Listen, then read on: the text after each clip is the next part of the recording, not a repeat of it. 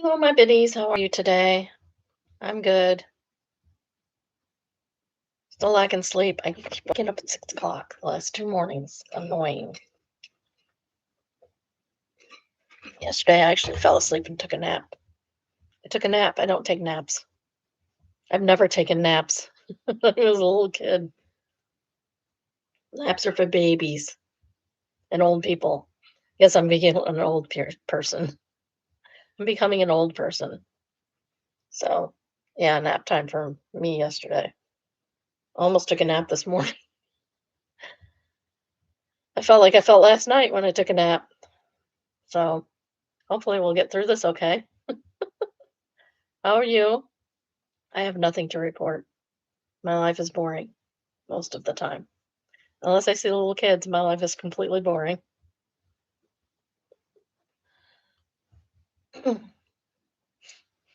um, yeah, I have nothing to report. So I guess we'll get into reality roundup. I'm bailing out loud because I'm bound and determined not to get behind on bailing out loud. So it's getting skipped ahead of other things. Hopefully soon we'll catch up on the other two, and I might do a double one coming up just to get those out of the way. I also have something for the wedding. Little Johnson's wedding, not Balin's. 'Cause Balin's isn't gonna happen anytime soon. Actually, it was just last month. So Reality Roundup is Balin Out Loud, Season 3, Episode 3, Unsave the Date.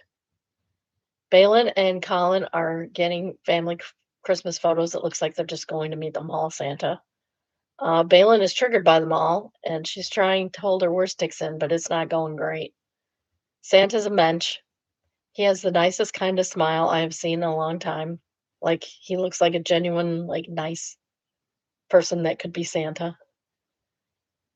She did keep her Santa tick, which is ho ho ho back to the sleeve hat ass bitch. Not something you want to really say to perfectly nice Santa. They took their dogs. They got dog pictures with Santa. So the venue they wanted has a date available, but it's a month before their current date. So that's going to be fun. Al and Beckner are go to shopping for Julie's Christmas slash anniversary present. Al doesn't know what an emo means and asks if it's goth. And it's pretty close to honestly. Beckner rolls his eyes. Balin is having an ugly sweater dinner with a few friends at a Christmas themed taco place.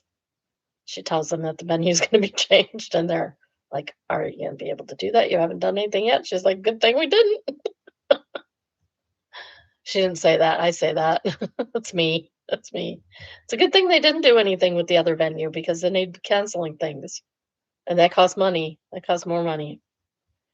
Christmas is also Balin's parents' 25th wedding anniversary, and she's planning on doing a video with the kids, the type. Sammy is not coming to Christmas. Sammy has issues. I have something on my screen. I don't know if that's a bug or a fuzz. Balin has brought a Christmas decoration. Colin says, "We have a llama in the living room. We're in an apartment. It's 9 feet tall." It didn't fit on the patio. To be honest, I want this llama so bad right now. It's so cute. The llama, it's a drama llama in the living room. It's huge. It is huge, but it fits in the living room. Doesn't fit on their deck apparently. The wedding coordinator calls and tells them that the new venue, Airly, which is called Airly, will be a third of the cost of seclusion, which is the one they picked out. So that's really good news because they can afford to lose the deposit on seclusion and go to Airly, and it will still be cheaper, way cheaper. So Balin's parents are having Chinese takeout dinner for Christmas. She's having really bad problems with her physical tics in her arm locks while she's holding up a cookie cake, one of the giant cookies that Merry Christmas on it. She locks up in a physical way. Beckner says he feels bad for her. He is a sweetie, a little kid. I like him a lot. She's really ticking out at this dinner, probably because of the venue change. announcement. So they decided not to get traditional gifts for each other, and they just got $20 white elephant gifts for the gift exchange. Before they do that, Al gives Julie her anniversary gift, and she loves it, of course. Balin plays her video, and the parents cry, of course. They do the gift exchange. The gifts are a Yeti-type mug filled with candy, Yahtzee game, a twerk pong game, I've never heard of that, a headlamp, a rather lifelike baby doll, which was apparently from Beckner, and Sven got it, which I find hilarious, a blanket, a glass moose mug, and some lottery tickets. Then they announced the venue change, and that was the end of the show. Doesn't take long when I do the what do you call it? Cliff Notes version. Actually, not much happens. It's just them chit-chatting back and forth, and it's, like, boring. It's not completely boring, but, like, it's not super interesting. So let's get into our Reddit reads. And this is from Am I Overreacting? I did a thing. I moved my monitor.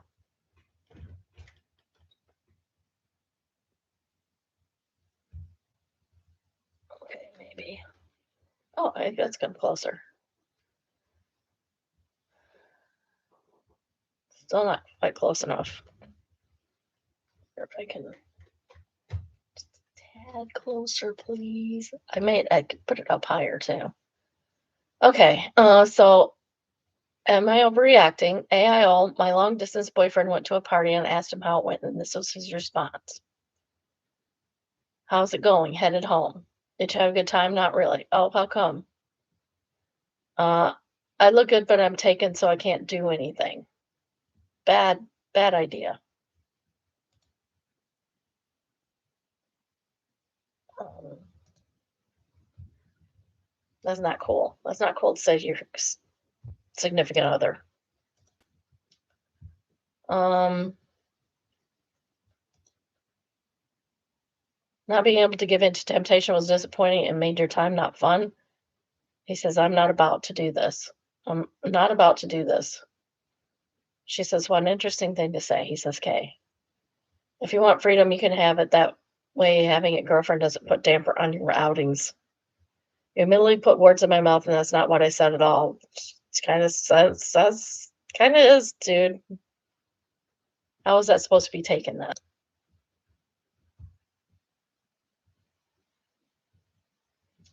I don't know if there's much to say. He has yet to show any interest in why this response would may be bothersome at all. He thinks I'm twisting the narrative and overreacting. No, he's Darvoing you. He's reversing victor and offender. My boyfriend is basically waiting until I'm done being emotional and will call or say, you good now? You need to get yourself sorted. I feel completely turned off and disconnected from him. This is a very new relationship. I've dealt with betrayal trauma heavily in my last relationship. I'm sensitive in some ways because of it. It just don't feel right. Edit, I found my balls and dumped him. Good for you, girl. You go, girl. That was the right move because this guy does not need to be in a relationship if he's sad about being in a relationship. You know what I mean? He's too sad about being in his relationship. He's like Ethan, but opposite. I know it may seem dumb and obvious to a lot of you, but my confidence is more than lacking. I built myself back up, found him, and regressed. Thank you for talking sense into me. Slight Persimmon has the top rated comment, and they say, leave now, it'll only get worse. He clearly craves attention and feels hindered because he has a girlfriend. This will inevitably lead to him cheating if he didn't already at that party. Exactly. Zealous Ideal Issue says, he's giving he cheated already, but said that to cover it up. I mean, maybe. I don't like to accuse people of doing things that I don't have evidence for. Starter Pack says he literally admitted to cheating on you. If that's not breakup worthy, I don't know what is. Bingus Dingus says he literally complained to her about not being able to cheat on her. What a loser. Yeah, exactly. Saucy Wasabi says, dump him. Capital letters, dump him. Saucy Wasabis. Oh, she answers herself and says, "That's my only advice, freak show of a man." Nothing electrical says, "For real, and this is a new relationship. On reading this alone, I would have assumed it was years of animosity." Exactly. If your guy's doing this, like, right off the bat,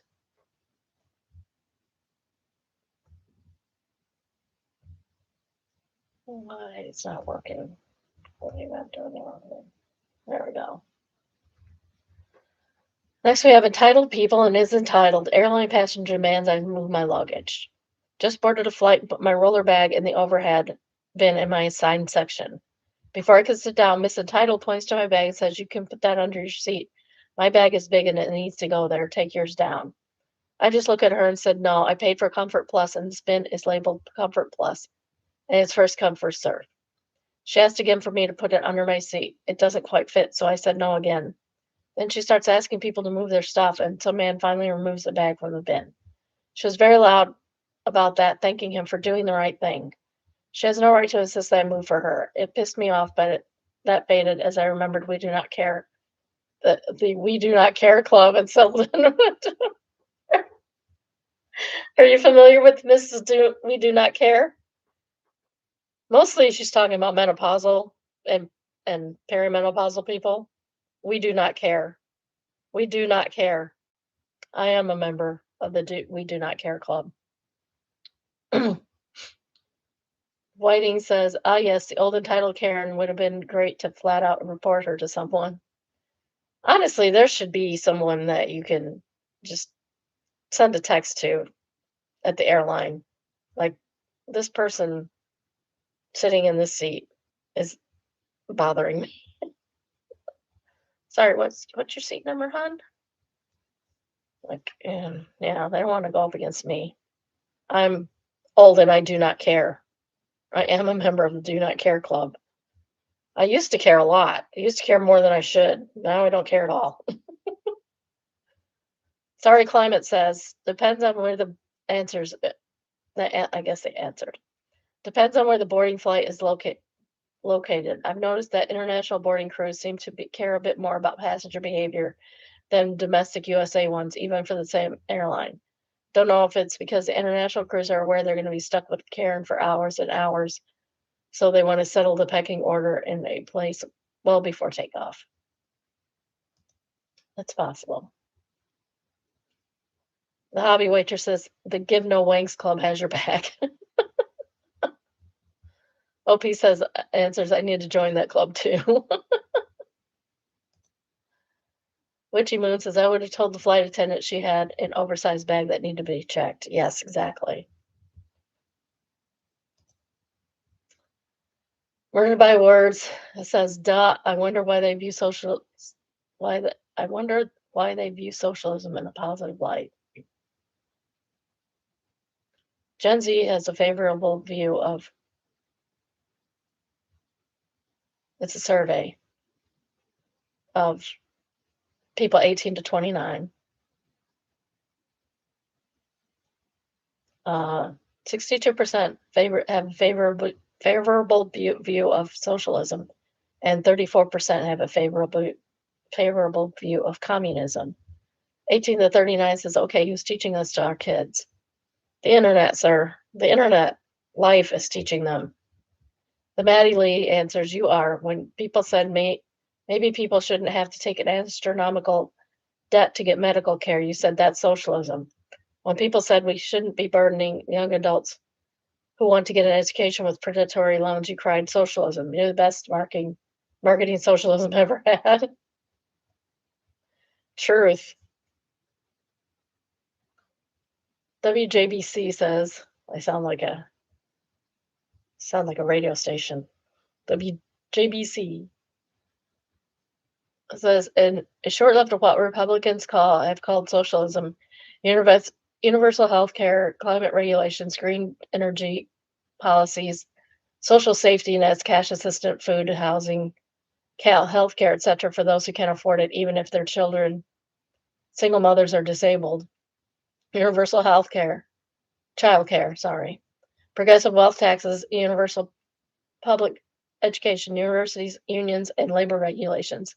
Social Security, Medicare, Medicaid, libraries, government-funded infrastructure, mass transit, government health agencies like the CDC and the NIH, DEI programs, civil rights legislation, and pretty much any federal agency that isn't about militarized law enforcement or national defense.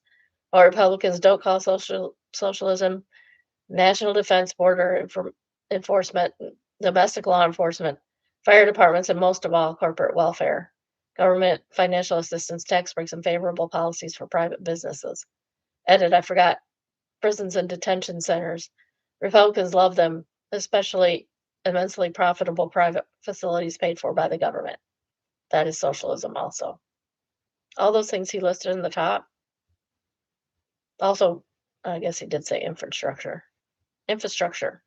That's the roads you drive on. It's the parking lots that you park in. That's all socialism. Libraries are socialism. Schools are socialism. Open source forever answers. Basically, they think any socio-economic policy that limits the ability of the ruling class to abuse their status as such and or enables those who rule over to hold them accountable for said misuse is socialism. Yeah, I'm tired today, so I can't read. Verity Rosie is the second top rated comment, and she says, if basic survival is considered radical, then of course a whole generation is going to choose the radical option. Right? Just neuro stuff answers.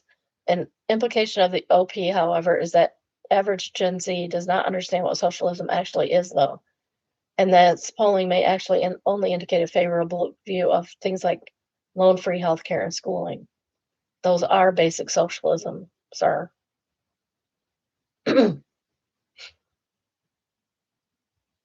Zaffarel says, basic socialism is just worker-owned means of production. So I failed to see how anyone would oppose this.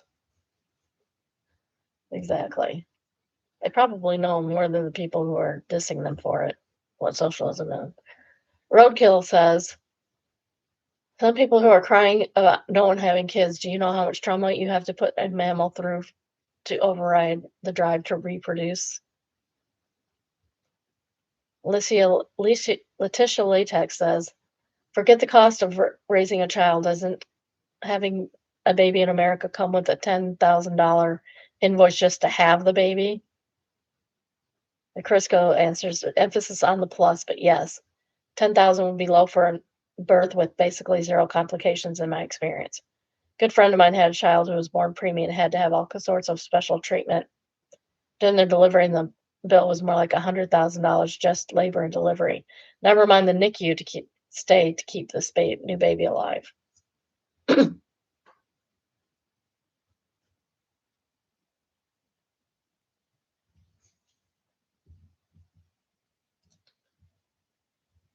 We're back at Big Bend National Park in the Hot Springs Historic District. A one-star review from Grover in Pensacola, Florida. You know who you are. Entitled COVID Closure. Like the cross-border trip to Boquias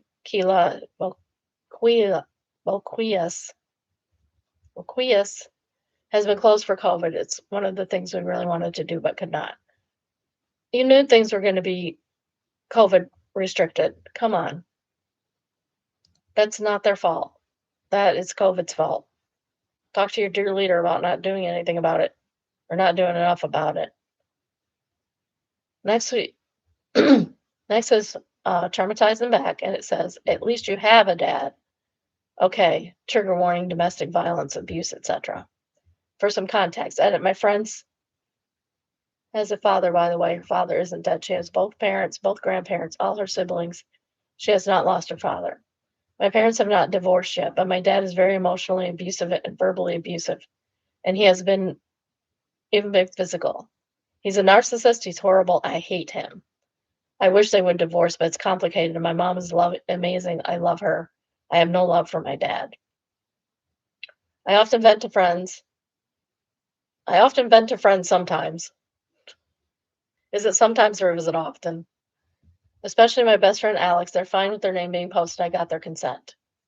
I was at lunch and venting to them a few days ago. My dad and mom had just had a massive fight the day before, in which my dad said some horrible things. My entitled friend, EF, was sitting with us that day. When she realized I was venting about, she only listened for like 5 minutes. Then EF piped up and said, "Well, at least you have a dad." Sometimes having a parent is not all that. Just because you have one doesn't mean make them all that. Trust me. Alex looks pissed, probably because my friend for they've been my friend for 3 years now, and they've seen and heard everything about my dad. They've seen how it impacts my mental health. They've heard my parents fighting on late night calls or when I send them voice recordings and they hear yelling in the background. But I got angry. I've been told that so many times. Almost every time I vent about my dad, EF would say something like that. I don't know if it's trying to make me feel better or just being an ass. Sometimes being a dad, sometimes you're better off without the dad if he's like this. I've heard my but either way, it pissed me off so much I asked them not to say it. Alex had asked them not to say it. I got visibly quieter and more upset when she said it. She knew what she was doing. I stood up and yelled in EF's face. Yeah, at least I have a dad who shoved my mom against the wall, shattered her phone, broke her smartwatch, and broke her water bottle all in the same hour yesterday. And then when she tried to leave, he tried to steal her purse, credit cards, ID, driver's license, etc. I could go on and on about the crap he did in one day, but I won't. EF was absolutely silent. I don't think EF ever actually realized the extent of what was going on because they just ignored me when I vent.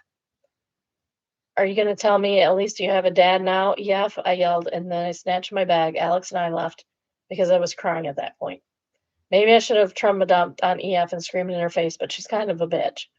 Maybe I was wrong, but I kind of think this was the right thing to do. No, she didn't listen to you when you said, please don't say that. Please don't say that because it's not true. Please don't say that. I'm asking you not to say that. Your friend, she's asked you not to say that. Don't say that. Um, she said it anyway. She gets what she deserves. That was a weird thing that look, it was an animal. It turned out to be an animal. Tarara Boomdier says, sometimes it's better not to have something than to have it. Addiction, venereal disease, your dad, cyber hugs. Fog Glimmer answers, at least you have one logic falls apart when you apply the literally anything else. Glad OP has Alex in their corner. That kind of friend is worth 10 EFs. Electrical Ass says, you forgot cancer. I've survived 6 different kinds. That's crazy. Life is much better without cancer. Trust me about this. Dang, dude. Glad you're here. Holy cow. I thought my aunt had some kind of corner on the cancer market with 3, starting when she was 7 years old.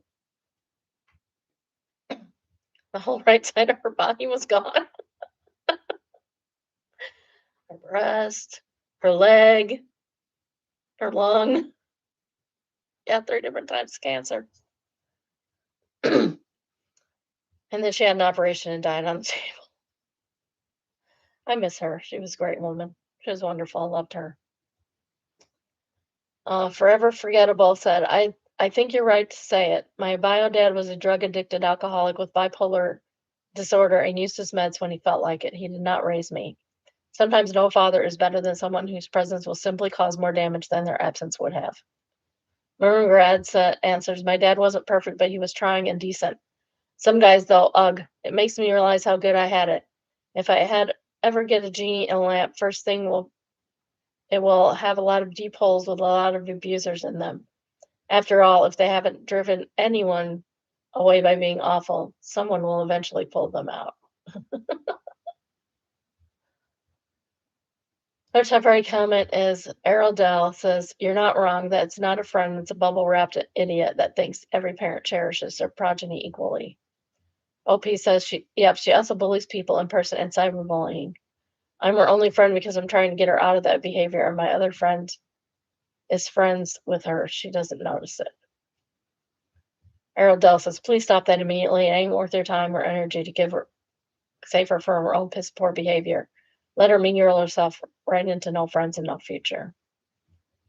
OP says, yeah, summer break started 6 days ago for me. This was 8 days ago that she said this. And I told her I wasn't going to have contact with her anymore, not until she at least apologizes. to people and gets her crap together. Good, good, smart. This is an update, but it's pretty self-explanatory, so I don't think we have to go looking for the OP. In this case, the OP is original post. Hedgehog is unstuck. He's now a free man. And this is a little, so cute. I gotta show you. Yeah, little hedgehog stuck in the fence. Poor little guy. How to get himself in that situation? Poor little thing. Oh, it looks like they cut the fence to get him out. There he goes. Bye, little Mr. Hedgehog. You're so cute. Well, they put him in a box. Maybe they're taking him home. That's fine. They can take him home. He's cute. I had help from our neighbors, and my dad did most of the work. For now, he's in a cardboard box with some honey water. We are looking for an institution to take him in. He's a fat boy, but he's fine and well, you guys.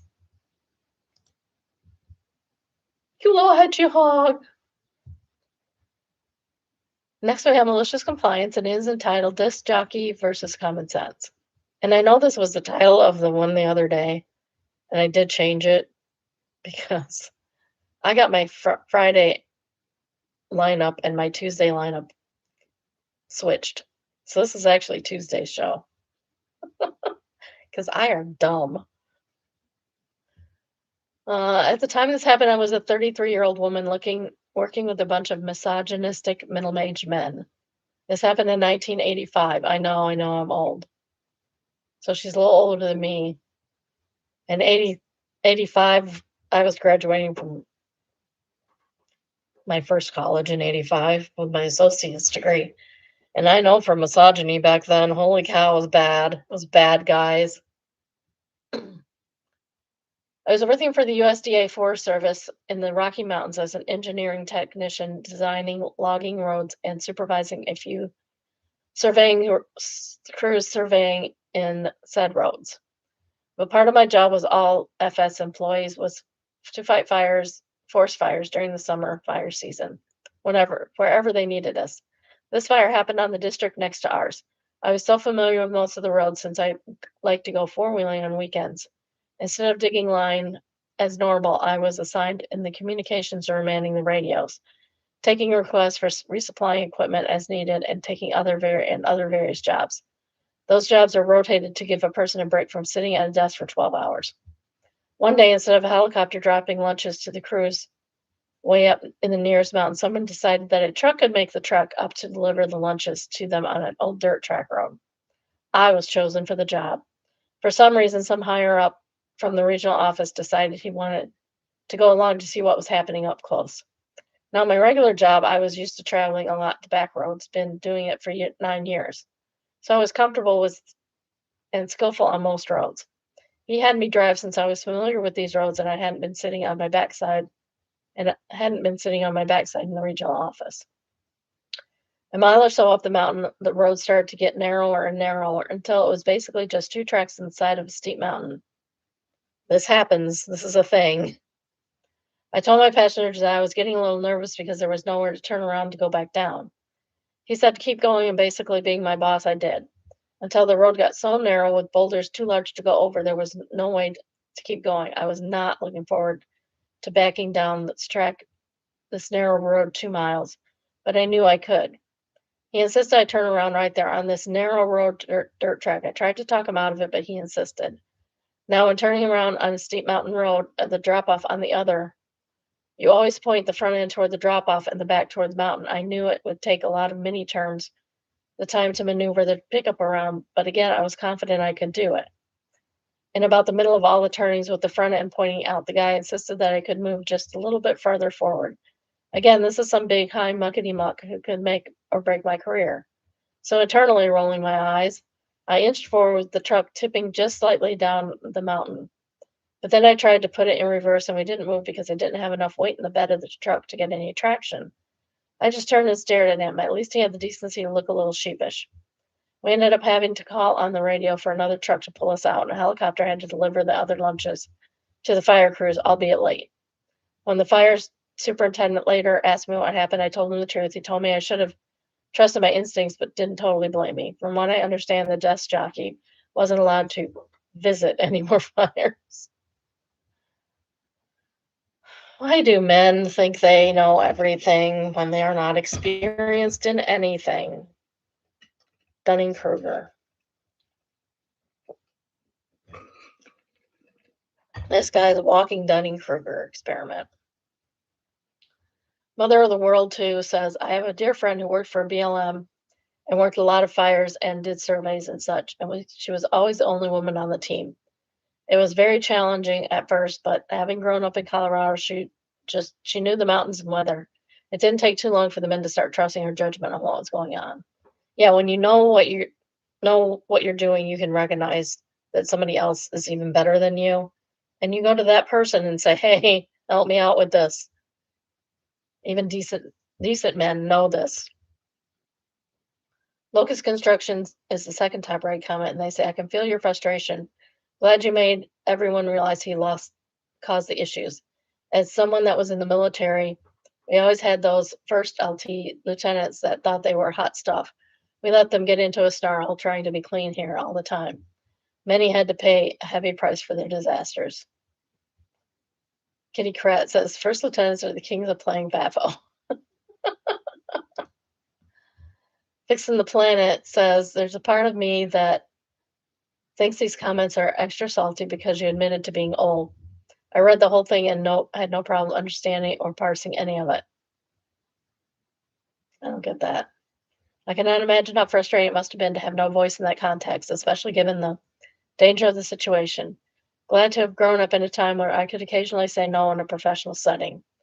I did also have female bosses a majority of my job, so that probably helped. Now that I think about it, the most annoying job I have had was local planning under a lot of older, opinionated men. And I learned very quickly not to say what I actually thought because no one would give a crap. Yeah, don't give them ideas. Make them come up with their own because they'll just steal yours. It's true. Next we have evil buildings.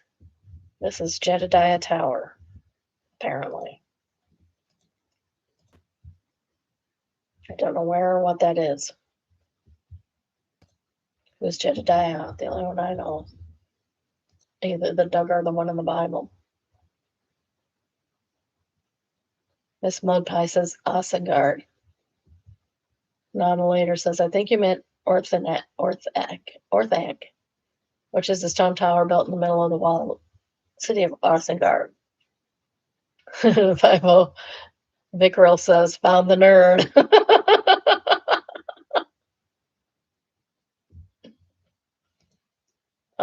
Vane says, the scale is really throwing me off. How tall is the building?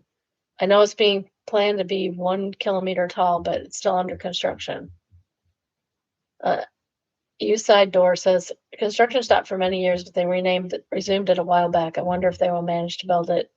I'd really like to see it built. It's around 400 meters at the moment. So less than half of what it's going to be. Holy cow.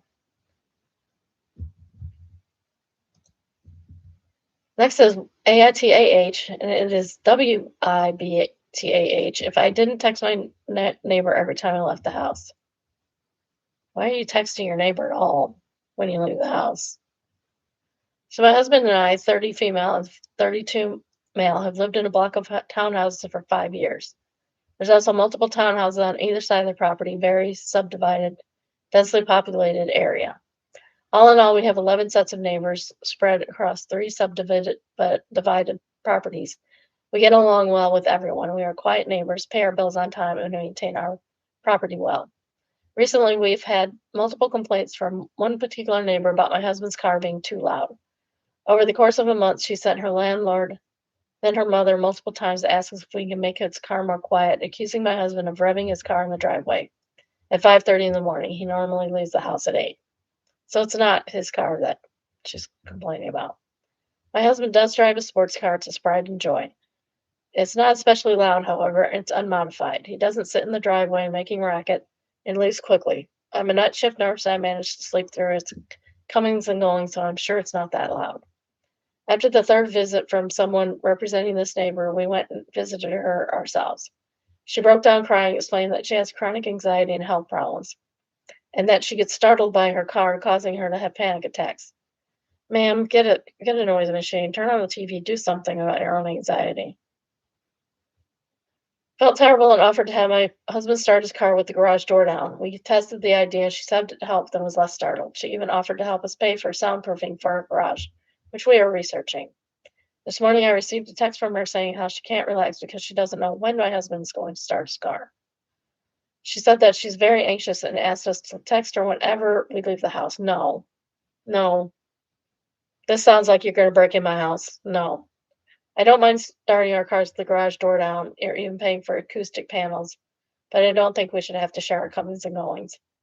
AITH for not telling my neighbor when I'm leaving the house. She needs to move. She needs to move to a quieter neighborhood if she's upset about it. Honestly, I realize anxiety is a mental illness and that you can't help it, but you have to mitigate your own symptoms. It's not other people's responsibility to do that for you. And there are options. Sound machine, noise canceling headphones, or she could move to a quieter place. That would probably be really helpful for her. Uncomfortable Bike says, NTA wouldn't have entertained any of this. It's a car. She can soundproof her own place. Exactly.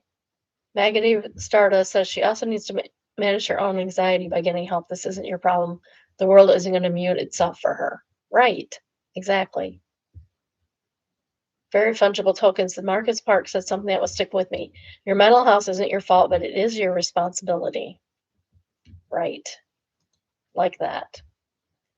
Organic Mix says, what if she's hearing at 5:30 is not your partner who is leaving at 8? Then this is not your problem, issue, or worry. She, not you, needs to find out who's leaving at 5:30 and deal with them. If she's making it up with the times, it's still not your problem. Stoned URF says, in her mind, Megatron is going to work every day at 5:30. Black says, tell her to buy earplugs and wear them in the morning. This is insane. OP says, this is the first suggestion when we met her. Apparently she already uses a pair. No, she don't. No, she does not. Mario Key says, she's lying. I wear earplugs at work. When worn properly, I can't hear the semi-trucks passing past my work, which is 50-ish feet from the roadway. No way she's wearing earplugs and can hear an unmodified sports car through your garage and then into her home as well. Liars don't deserve to be entertained. You tried, she lied. Go live your life and ignore her from now on.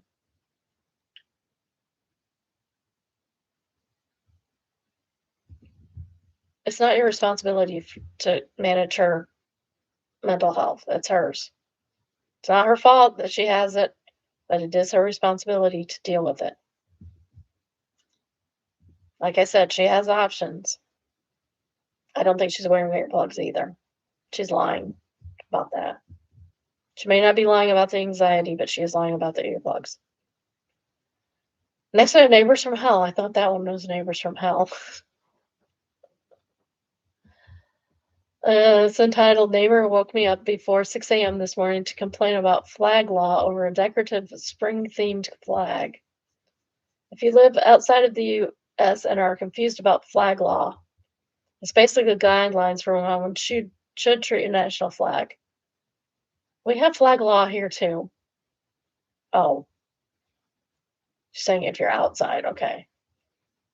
Things like that, leaving it on the ground and continuing to fly it after it becomes damaged, etc. There's no penalties that I'm aware of. It's just basically suggestions. It's a directive. It's not a law. It's a directive. Yeah, I'm messing with my hair. Sue me. In this case, my neighbor decided to bang on my door this morning just before 6 a.m. She reminded me about flag law because I saw my flag outside last night in the rain. Now, this was confusing as hell to me because I don't even own a U.S. flag. But he points to a decorative flag my wife hung up that said spring on it with a rainbow and a sun. I pointed out to this moron that it's not the U.S. flag, it's a decoration. He looks at me like I'm the dumbest moron on earth before saying it's still a flag. Then he storms away. I can't. Does this idiot really think that the US flag law that pertains to the US flag only pertains to all flags? He's insane. I know this is short and rather uneventful. Like, I wish I had some dramatic story where the cops were called or he proposed pistols drawn. No, the guy just decided to march over to my house as soon as he woke up, beat on my door like there was an emergency, and scold me with the confidence of a 5-year-old explaining dinosaurs about something he very, very clearly was not educated on, and then headed home feeling like he'd won something. He's like a pigeon playing chess, knocks all the pieces over and then struts around. Obvious question somewhat might have. Is the guy senile or druggy? He's older than me, but not by much. No idea about being a druggie, but it's generally not that kind of neighborhood. I've had issues with him before. Nope, this is my first actual encounter with him in 3 years of living next door to each other, beyond the usual morning nods while leaving and such. What is my response going to be? No idea. I'm thinking about just printing off a copy of what flag law is and sending it to him via certified mail. I will be purchasing a camera though, and 1000% I'll file a report with our local sheriff if he behaves like this again. Anyway, this situation was just too stupid. I had to feel compelled to bitch about it to somebody. Thank you, Redditors, for being that somebody. I would have bitched to my husband and my best friends, my kids. Pinky Gloom is the top rated comment, and she says, imagine being so confidently wrong you wake someone up at 6 a.m. to prove it. Moody Tab Girl says the image of him confidently lecturing you about flag law, pointing to a rainbow spring flag is killing me. Like, sir, please go back to bed.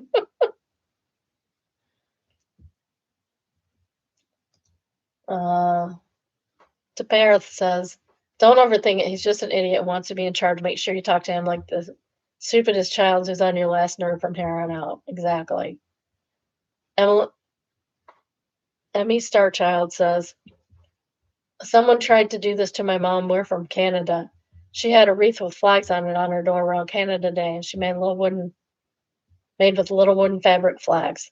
A gust of wind broke one of the tiny flags, and an old lady neighborhood knocked on her door and said it was a slap in the face to every service person to have crooked, crooked and ripped flag on her home. She wanted my mom to take it down immediately. My mom said she would ask my dad and walked away and came back with my dad's urn, covered in his awards from being search and rescue in the Navy. She said my husband is a former serviceman and doesn't seem to mind. Well, he hasn't said anything lately, but you get the idea. Lady stomped off. My mom still uses the wreath, broken flag and all, because she's made it for my dad before he died, and she makes cookies and bread for that old lady every single Canada Day since. It's been about 4 years running. They aren't friends in any sense, but the lady never sends anything back. Keep your flag and enjoy it. People will always find something to make a stink about, and at the end, it's nothing to do with you, really. It's people wanting to shake some trees and see what happens, and your flag looked like a good tree to try for this guy.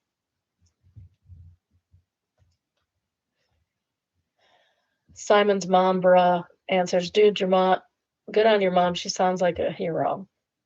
Yeah, for sure. Next, we have Found Satan, is entitled Found Her Boosting Employee Satisfaction.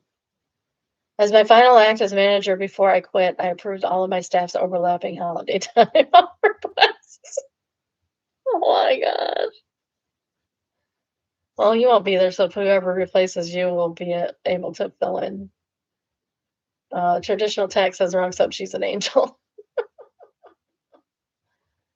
Rude says the owners will just revoke the employee holidays the day before when they realize their mistake at the last possible second. Then the poor employees will already had plans, will have to drop everything or be fired. She's Satan for this. Yeah, I agree. Gaming Junkie says realistically, the owners will probably strong arm some employees into working. So no change there, but they also might offer some kind of incentive to convince them to change their minds. So overall, probably a positive to the workers. Thick Lecture says she ain't Satan. TR Pick says Satan used to be Lucifer, the goat angel. Canvas says before he was Lucifer, he was Samiel, the light bringer. When God said, let there be light, that's who he was referring to. Lucifer means light bringer. Samuel is angel of death. His name means poison of death. Canvas says apologies, got those the wrong way around. Next we have Petty Revenge and is entitled Messing with Abusive Supervisor. This was over a quarter of a century ago. Yes, I'm old. It's all the oldsters on Reddit today, guys. I was working as a truck driver and I had several run-ins with warehouse supervisor who made up petty rules to mess with the warehouse staff, which meant he had a crazy staff turnover. We were just talking about staff turnovers last night with my husband. Some department has a lot of turnover where he works, and we all know why. Don't know why the board's putting up with that. I complained about him to the managers repeatedly. Note, there was a driver shortage, especially those ADR hazardous good permits that he has never really got better. His favorite thing was to screw with staff and make sure their days were miserable. He also tried it with the drivers by forgetting to tell the schedulers about urgent pickups. I was the last driver back and called my wife to let her know I'd be home soon. When he told the traffic controller about a pickup for four small bins of bolts, 2 head size with 2 links, from a manufacturer that needed it to be loaded onto an early morning run the next day. They could have told me about the pickup earlier. It was 30 minutes away from the yard, but I was on my way home from my route. I got back after the pickup, and he starts crowing about how he screwed up my evening's plans. All the warehouse staff but him had gone home. I walked into the general manager's office and told him what happened. His response was a shrug, so I told him I was going back to my truck to get my kit. I opened the side curtains, unstrapped the load, and shouted the manager and warehouse supervisor over.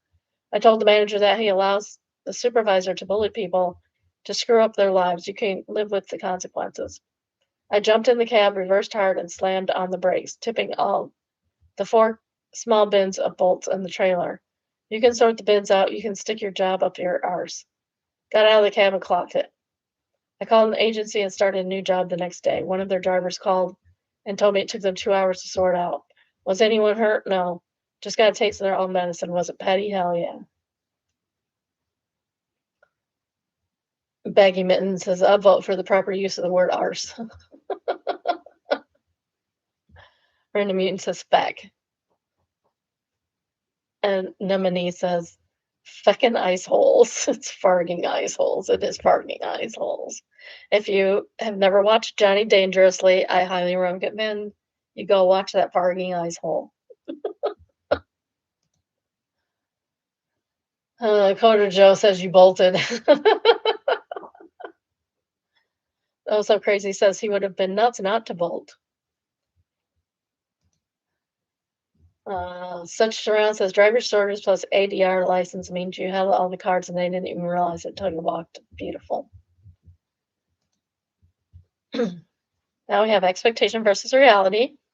And it is entitled, was looking for a charcuterie board on Etsy and found this. This looks unrealistic. Neat, but unrealistic. I love it, but it just looks like it's not going to happen. Not like that. This is not looking like burnt wood to me. It looks like it's the grain, and that's not cool. But it would be cute. What did they get? What do you think they got? Yeah, so we saw the last cat the other day. Remember how that went? Yeah, no. See, I told you it was. Yeah, no. Yeah, no. That's ugly. It's either bulging, like the dumb cat my sister had. They had a retarded cat. The cat was dumb. That was super dumb. It definitely had something wrong with it. I'll put it that way. It had birth defects for sure. Wizard just says can't trust AI image products. Exactly. Astronomer Secure says, which is literally every single item on Temu. Wonderful Body says, folks over at r/medieval cats will pay extra for this.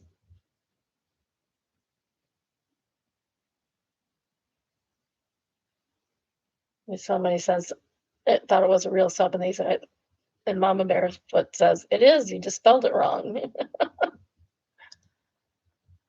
Pinkora says, second top rated comment says, "I don't understand how or why people fall for these AI photos. I told you it didn't look right." DeJane says, "So obviously AI as an Etsy seller, this makes me upset." Livid Badger Banana says, "Etsy has allowed themselves to get such a bad reputation. It's a darn shame. I used to be such a great way to get handmade items, but not anymore."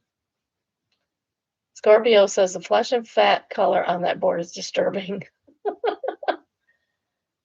MZ Muda says, "It doesn't look food safe." It does not. Seraphim Lynn says, "It looks like it needs to be saged and possibly burned." I might have to do something with Seraphim Lynn, because she looks like she might be a Crepe Latte fan. All right, you know the spiel. Please like, subscribe, turn on your notifications. Sign up for one or more of the social medias below.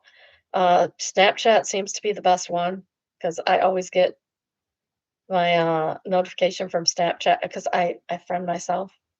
The head Biddy friends herself on Snapchat from her real account, and I always get the notifications from there. So Snapchat's the best one, in my opinion. Tell your friends, tell your family, tell the guys at the shop that are lazy. Tell the lazy people. Tell the woman who's telling you to take your bag out of the bin. Tell her. Tell the entitled people on the airplane. All of them. Next, I have a real estate. It is entitled "Get in the BMW, We're Going Time Traveling." This is from Portland, Oregon. A custom Northwest regional style mid-century home designed by a John R. Gatewood for his family. So this is an architect that designed it for his family, kind of like Brady Bunch.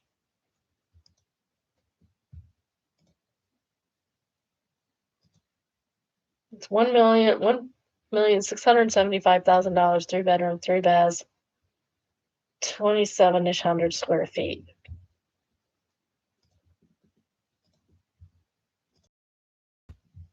I mean, that's definitely 60, 70. We'll find out when it was built at some point. It's definitely contemporary. I said mid-century, so it's probably 50s or 60s. It's a nice view. Lovely. Nice fireplace. It definitely got Brady Bunch vibes, is it not? Oh my. This chandelier is wild. I like it, but I have no place to put it in my house.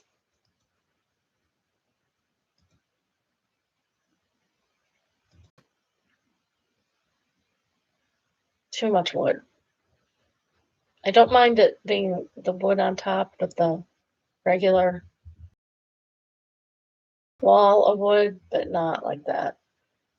My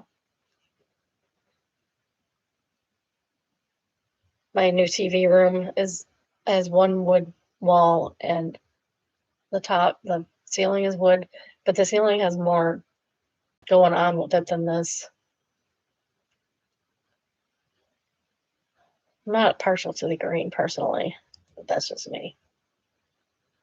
And the blue and the green. Why we have different colors going on in a small space like that? It's gray. Otherwise, it's nice. It is otherwise nice. There's a different room. There's a fireplace go through to the other room. I'm guessing it does.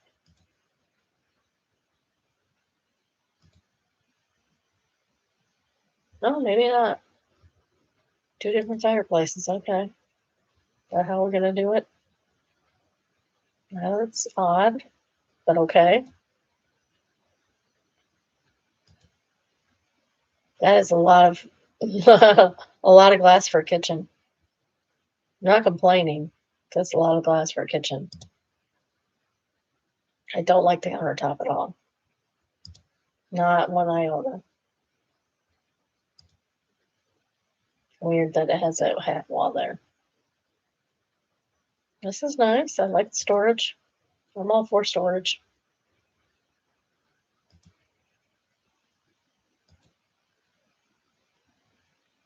That bed is low. Did you see how low that bed was? For people who don't want to climb into their bed. Weird decoration, but okay. 2 closets. I mean, that's okay. It's a little bland with the brown, but it's acceptable. It looks nice. I'd put something out there to sit in, though. Well, I guess they have something over there.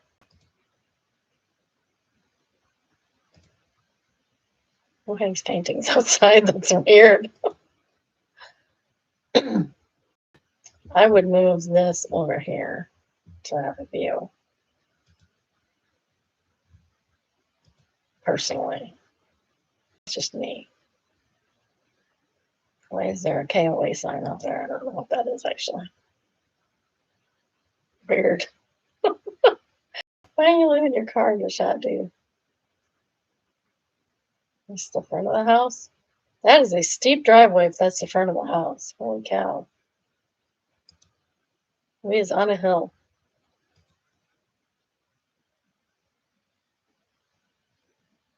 The other side doesn't look as steep. Why is that?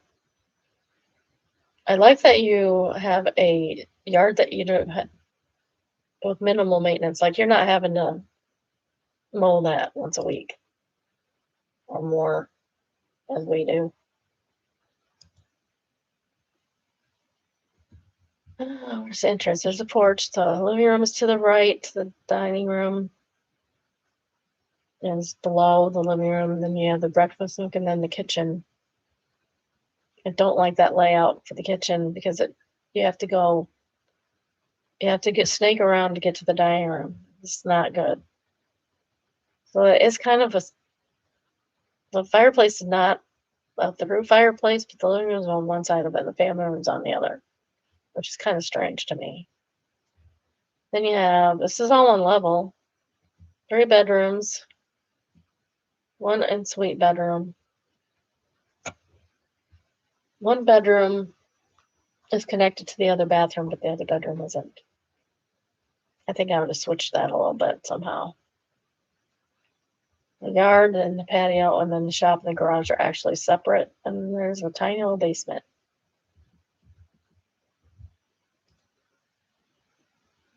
And they have the blueprints for the house. It's kind of cool. I hardly ever see the blueprints anymore. Okay, it was built in 1956. It was on 0.39 acres, 0.4 acres, a little less than half an acre.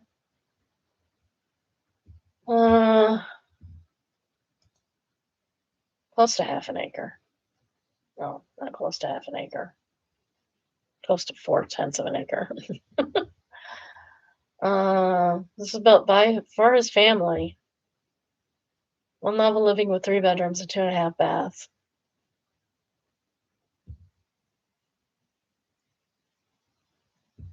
A wall of McAdam stone. What is that supposed to be? Built-in fixtures and vintage mural made by James Seaman Studios of New York. So that was that weird painting in the kitchen nook. Primary bedroom suite overlooks a water feature and Japanese maple, providing a serene setting. Where did we say this was? Portland, Oregon. That's in the northwest. What else we got here? 3 bedrooms, 3 bathrooms, 2 full bathrooms, 1 half bath, 1 partial bath. It says partial, not half. Eating area, laundry room, dining room, family room, kitchen, living room, primary bedroom. What was the square footage?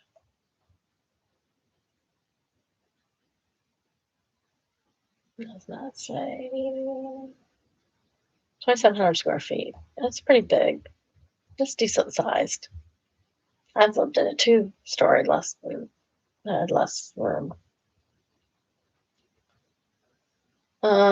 Fireplace. Family room has a fireplace and high ceilings. The dining room has a cork floor. Bedroom 3 has a cork floor. The bedrooms in the dining room all have cork floors. Interesting. Flooring is cork or tile. Partial basement. 2 fireplaces. They're both wood burning.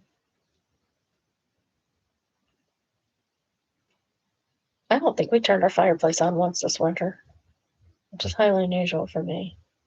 Usually in the late fall, early winter, I need it on because I get cold. I haven't acclimatized yet.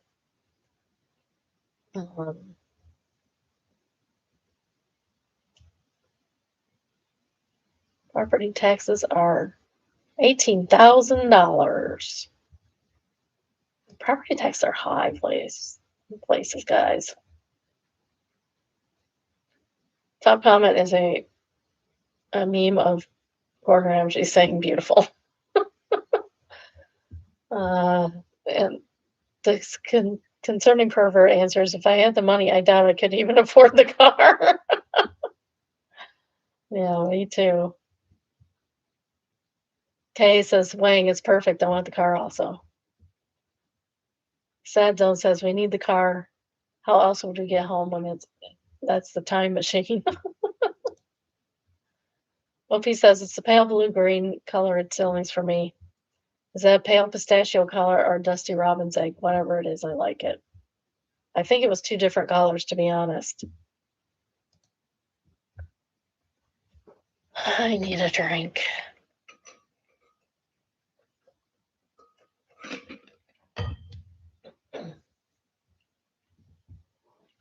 Next we have Am I the Jerk is entitled AITJ for not letting a little kid and his mom go in front of me in the line at Costco. 18 female, went to Costco yesterday to pick up a couple of things for the weekend, right around dinner time, which is a terrible time to go if you know Costco gets crazy. It was super busy and I'd been waiting in line for over 10 minutes and just wanted to go home after being at work all day. Right when I was in line, a woman with a little boy, maybe 5 or 6, came up behind me with an almost full cart. No, you're not the jerk. As someone who has come up to people behind them with a full cart, I would never ask somebody with a couple of items to go behind me.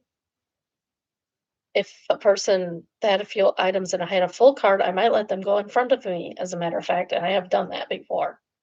Like, you have one item and you get up there and get it done, girl. Get out of here. The kid was being really whiny and yelling a bit, saying he wanted to go home. I could tell some other people around us were annoyed. The mom tapped me on the shoulder and asked if they could go in front of me. No, you have a full cart. No. Because she'd had a really long day and her husband, her husband, her son really wanted to go home. I really did feel bad for her, but at the same time as them, I also just wanted to go home. Also, I had maybe 8 items where she had basically full cart of stuff. I apologized, but I said no, I'd been waiting for a long time and there was massive line behind me too. I told her maybe if she only had a few things, but it wasn't fair to everyone waiting patiently. I would not have explained. I would have just said, no, I can't do that right now. She kind of scoffed at me and said, seriously, you don't have compassion for a tired child.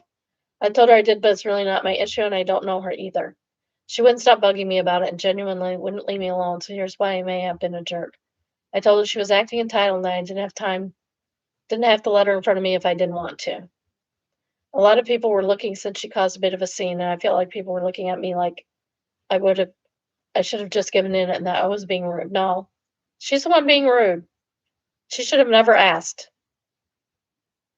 I still don't think it would have been the right thing to do, even though I still felt bad for her son. What made me feel worse is this older lady a few spots behind me in line let her go in front of her, and she scowled at me. I'm not sure if I was a jerk, so I appreciate the feedback, especially so I know what to do if something like this happens to me again. Depends on how you feel. If you want to go home, if you're tired and you want to go home, you do not have to let people in front of you. Poor planning on their part does not constitute an emergency on yours. This is poor planning on her part. She knew her kid was going to get tired and want to go home. She should have gotten there earlier. Interesting line says, NTJ, if you're in the front of the line, tell her there are 10 or however many were waiting that she needs to ask first. No. She did ask, and the answer was no. Snowland Cozy says, and besides, it's not really up to you to let someone in line in front of a bunch of people. Also, she's had her kid for 5 years, and she's just learning a trip to Costco after a long day can be triggering. That's why there are babysitters. I've only ever let people go in front of me if I have a full cart and they have just a few things. You are NTJ. Exactly. Lloyd Lantern says, also the older lady letting her cut after the scene just teaches her that escalating works. That's how bad behavior gets reinforced over and over again. Exactly. NTJ from Samurai. He says, Wanger and her sense of entitlement. Being able to spawn is no reason for special treatment. She asked you, you refused, end of story. By continuing to make a scene, she only embarrassed herself. Shaz and see, Mandy Patinkins, is everyone in this line an a-hole? Or no, so it's just you then. You gotta love Mandy Patinkin. Jay Charles says, NTJ, I wonder how many of those people giving you dirty looks wouldn't have let her in front of them. They just didn't want to listen to her whiny kid. Matilda Max says, nobody gave her dirty looks. Everyone in line would have been pissed if OP had let her in line. Yeah. Why can't she just wait in line like everyone else? I've waited in line with cranky, whiny kids. It's something you deal with as a parent. Parent better. Get your kid something. Make sure your kid's not whiny when you go to the store. I've sat in an aisle in the store waiting for my kids to stop misbehaving and tell them you're going to sit there because going home was not an option. We needed groceries, but they could not behave themselves. So we sat in an aisle, a quiet aisle that nobody was in. It was in the middle of the day. Sit right there. 2 minutes. Sit. After 2 minutes, I time it. You ask them, are you going to behave now? And they know what I mean by behaving. They knew what they were doing. And then we went on our day. I had one when he was 3 and I was extremely pregnant. He had just turned 3, so I was extremely pregnant. Went to the library. He was climbing the stacks. I told him not to. He did it again. I said, if you do it again, you're not going to get your... We had already been to the children's area. He'd picked out videos and books. I said, if you do it again, we're not going to get your videos and books. And he did it again. So guess what happened when we got up to check our books out? I checked mine out. I chucked his back in the return. He didn't seem to like that. But when kids are misbehaving like that, sometimes there's something wrong, because he must have been really tired, because he screamed and cried for about 10 minutes, and then halfway home he fell asleep, and it was not that far. It was not that far. We were like 10 minutes from home. 5 minutes in the car, he fell asleep. He was tired. But he also learned the lesson, like when mom tells you not to do something, you don't do it. You don't keep doing it. Because mom will follow through with what she said she would do. He was my most difficult child and still is, I swear. I love him, but he's very challenging. Next we have signs of the story, and it just has an emoji. It says,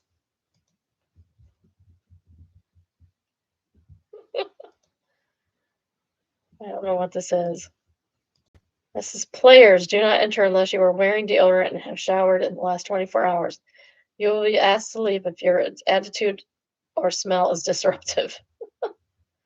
It's to the players. I don't know who the players are. Who's the players?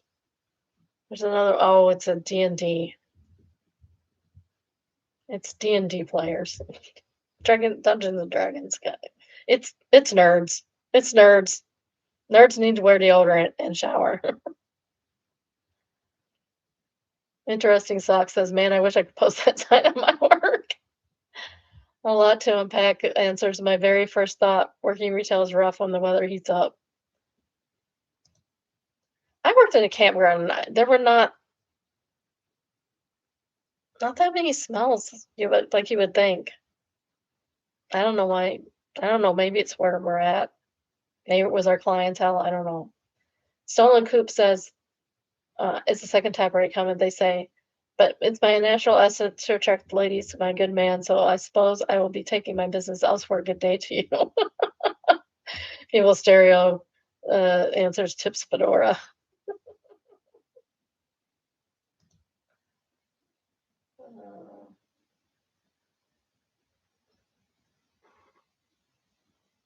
China is Zezo says China is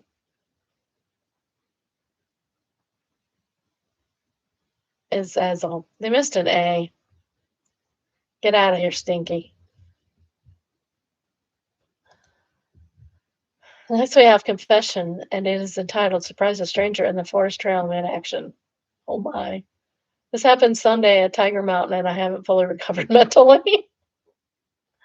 Weather was like 80 degrees for once, which in Washington basically means everybody suddenly remembers outside exists. So I decided to go on a hike.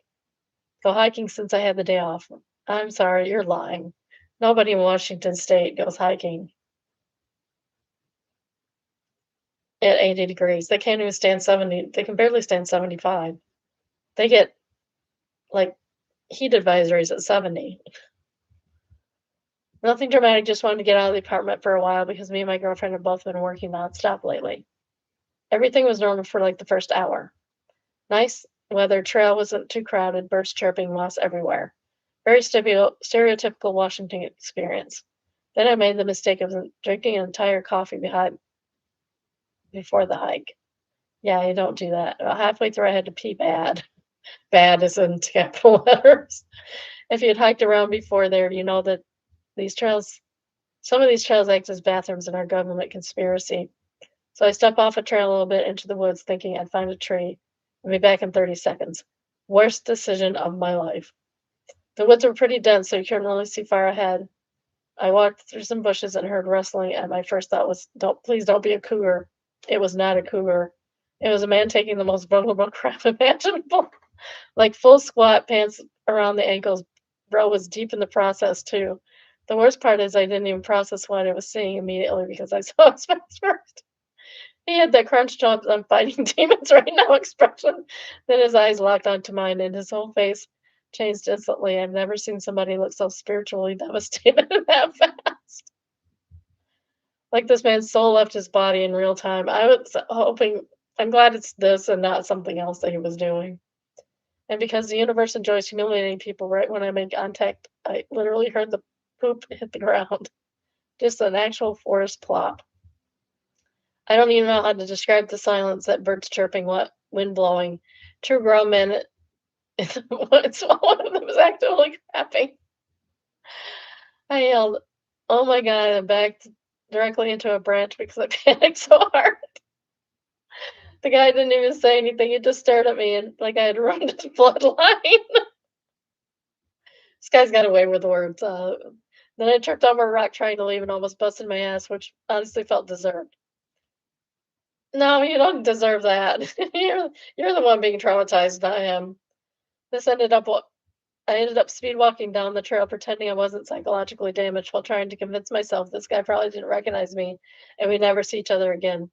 But honestly, if someone accidentally called me mid-shift in the woods and heard it happen, I would have to fake my death.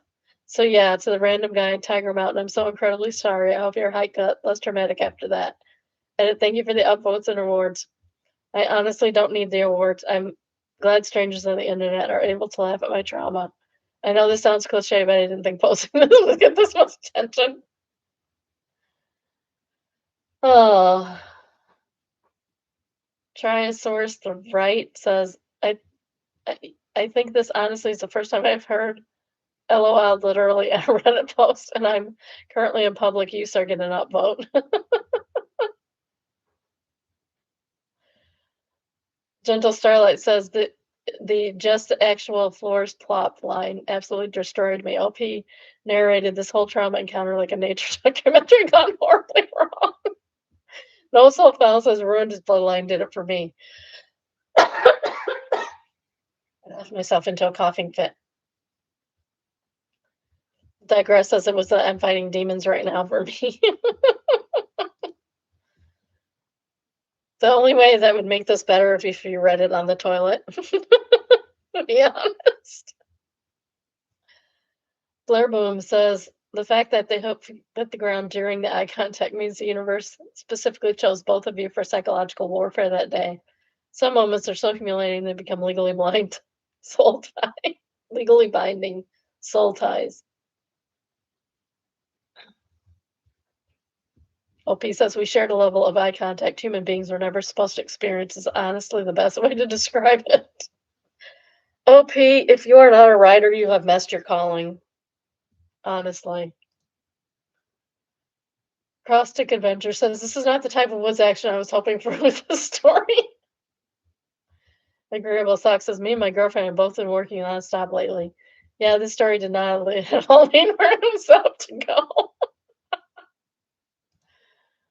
Oh, interesting AF. When he zoomed in 100%, he spotted the leopard only to realize I'd been watching him the whole time.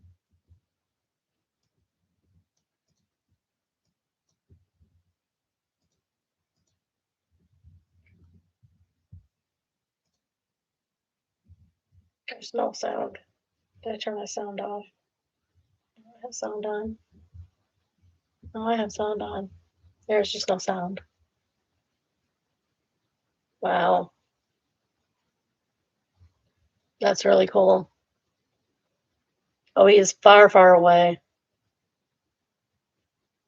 Thank goodness he's far, far away and not right on top of it.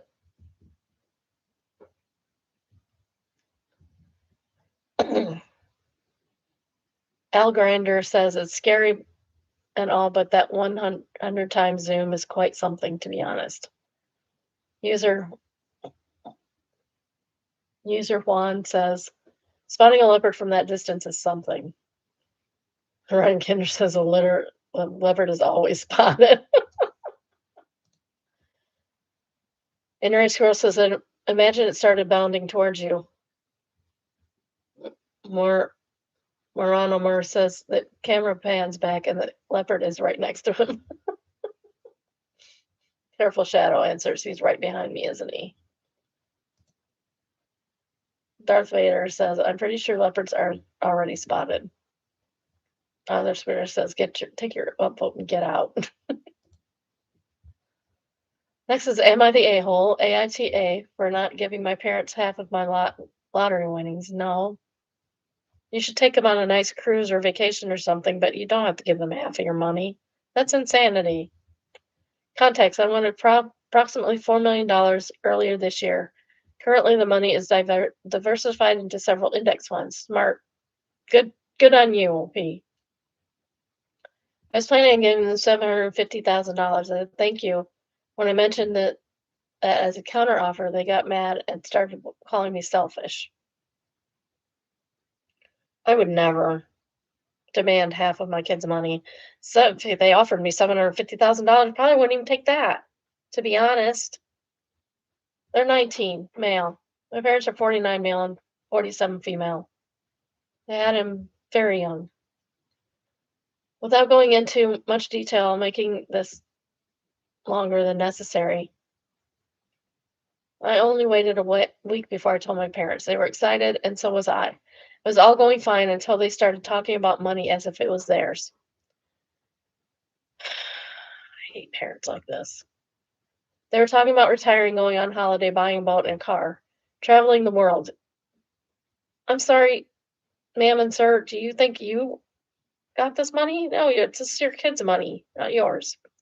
I asked them how much they expected to have. Stone cold face. They said half.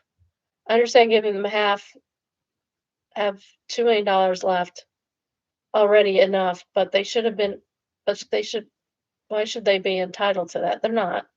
I know they're my parents and we have a great relationship. To me, 750,000 seems enough, and they already have their own savings and paid off a mortgage. So am I the a-hole for refusing to give my parents half my winnings? Good for them for paying off their mortgage at that age. That's good for them. And then I posted this and went to sleep, and I didn't expect it to blow up the way it did. I want to thank everybody for giving me advice and some insight on the situation. I'll do my best to reply to any DMs I've gotten as well as the comments. To clear something up, I saw a few people talking about tax since I live in the UK. Lottery winnings are not taxed, so I got the full amount. Dang, I want to win lottery in Europe. I'd get taxed, though. I'd get taxed because I would still owe American taxes on it. Can't even have that. I may not have clarified this in the post, but my parents did not accept the 150K instead and insisted on the original amount of 2 million. This argument has been going back and forth for some time now, but a lot of the comments I read mentioned I should lower my offer instead of just letting them try to control me. Offer 500, offer them half a million. They keep that up. I've thought about what I can do, and they're still my parents, so I still do want to give them a portion of my winnings, especially despite the fact that they feel entitled to half. And for the reason why I wanted to keep it a secret, I'm young and I was excited, so I only saw it as a positive thing. Poor kid. No, whenever you win a big amount of money like that, the weasels come out of the woods and start torturing you. Don't tell anyone ever. West Improvement is a top rated comment. They say, don't ever tell anyone you won the lottery ever.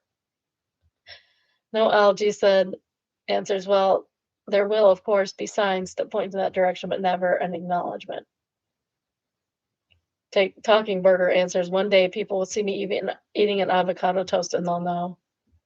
My husband plays the lottery at work. They all put it in a pool. So we know we didn't win when we don't get the party helicopter. Because we're getting a party helicopter, not a party bus, a party helicopter when we win the lottery. So the neighbors are going to know because it'll land in our yard. Yes, I have room for that. By the Brook says, ask yourself if they won the lottery, would they give you half? Curious says, this is a question I'd be asking them as well. Curious has more to their name, but I can't pronounce it. MacGyver says, since they didn't win, they're on the receiving end. Of course, they'll say yes. Yeah, they will. And they'll be lying. Kind philosopher. Actually, it's different when it's the kids because eventually they'll inherit it. Eventually they'll inherit it, or they'll inherit nothing because the parents sound like they're going to spend it all anyway.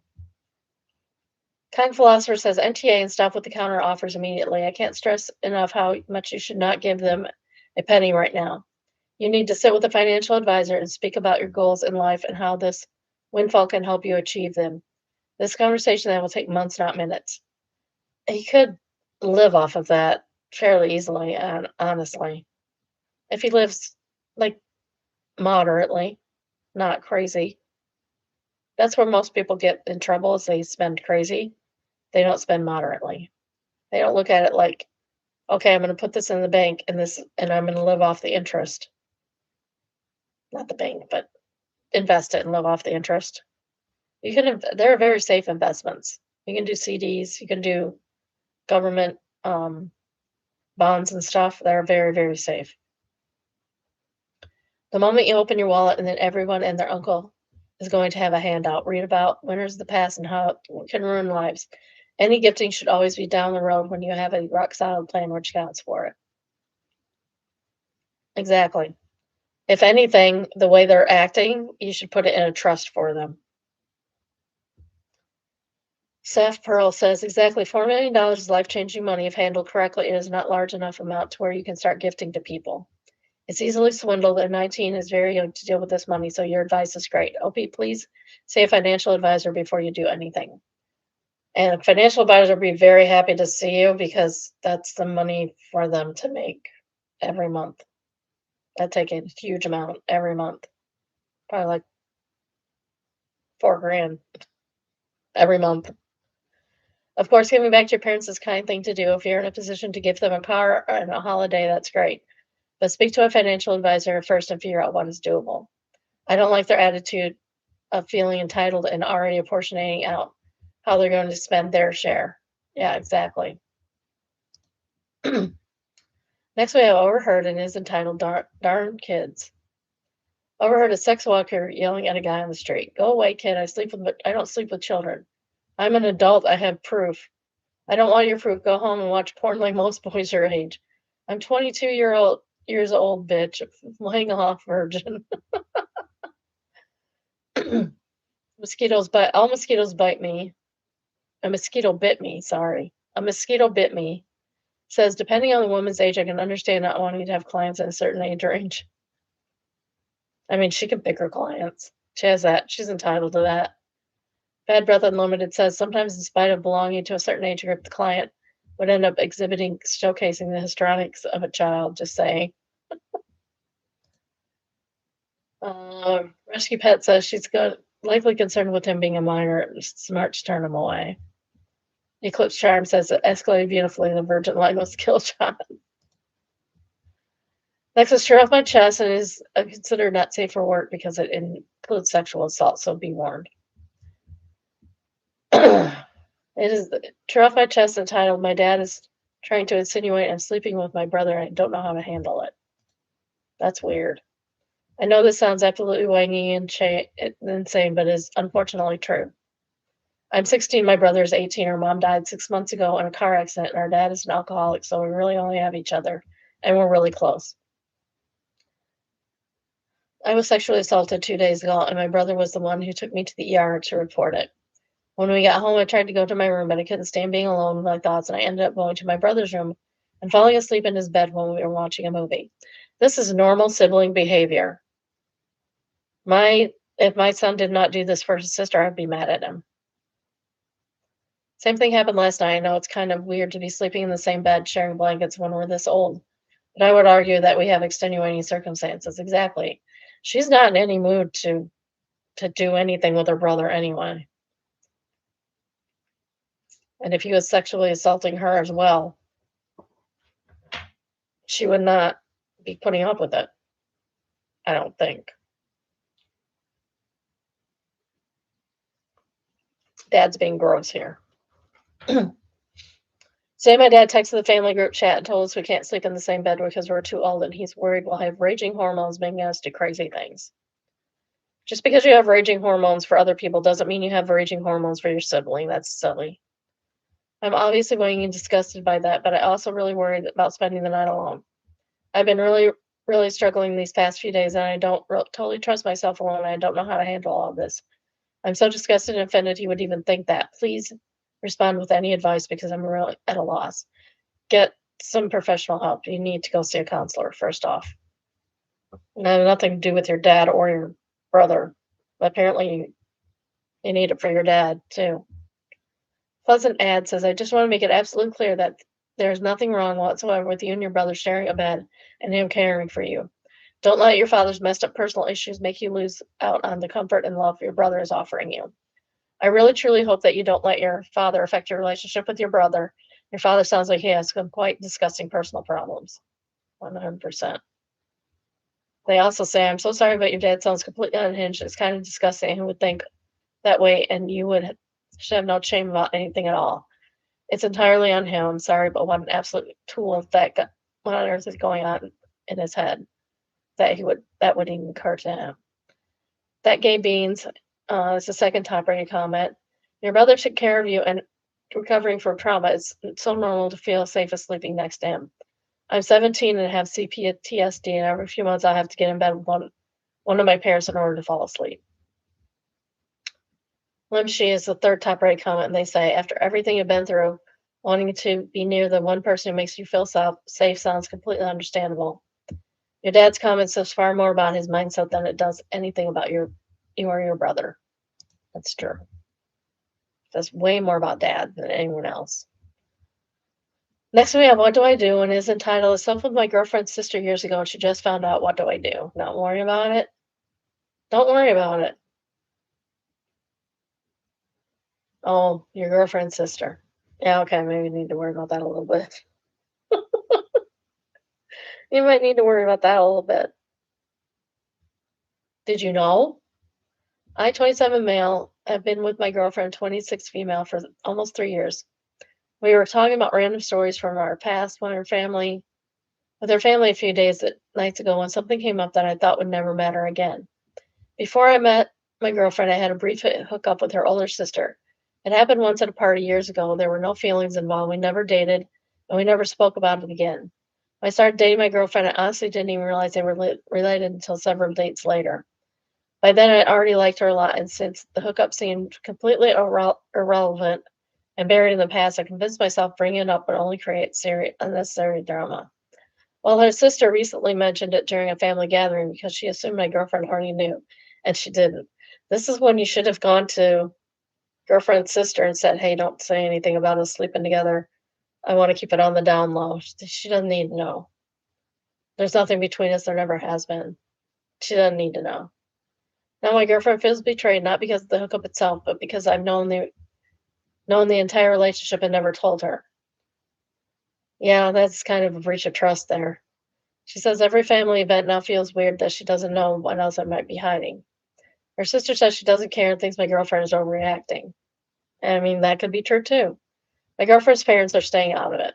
Some of my friends think I should have told her day one, while others say someone's past is their business and really shouldn't matter.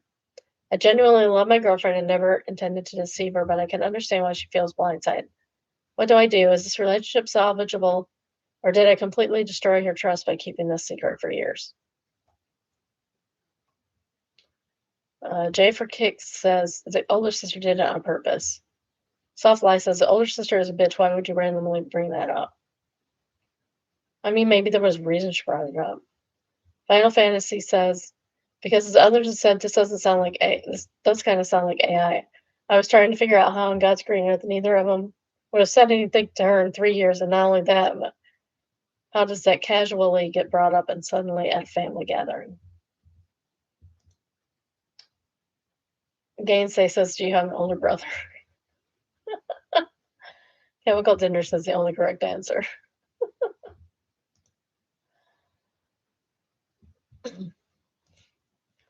Minnie Taylor says, honestly, you may be cooked. It feels like a betrayal because instead of trusting her enough to be honest and letting her decide how she wanted to handle it, you made that choice for her.